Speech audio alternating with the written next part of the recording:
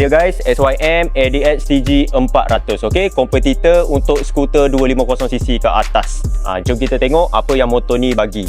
First kali korang tengok design dia. Okey, dari depan ni memang nampak tinggi habis, memang nampak kedabak lah. Senang cerita, dia memang look dia ni memang adventure touring, extra tinggi. So kalau korang nak cruising highway ataupun korang nak main dekat off-road, memang best sebab dia rasa tinggi. Depan dan belakang dia pakai full LED. Paling aku suka bahagian depan ni, memang handsome gila guys lampu dia, daylight running dia tu. Yang uniknya motor ni, engine dia ni duduk dekat tengah-tengah body. Weight contribution dia memang 50-50, so memang balance. That's why kalau dia cruising memang rasa solid guys. Untuk engine dia berkapasiti 399cc, single cylinder mampu menghasilkan 35 horsepower dengan 37 Nm of torque.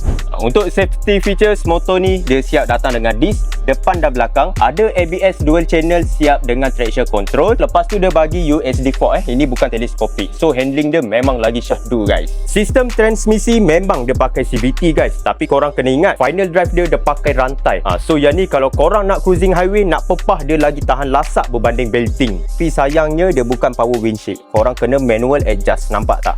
Tapi tinggi lah, memang dia tak lawan angin. And then depan ni kalau korang tengok dia dah bagi handguard. Okay, yang ni aku suka dia punya seat ni, korang nak buka terbalik, memang cantik.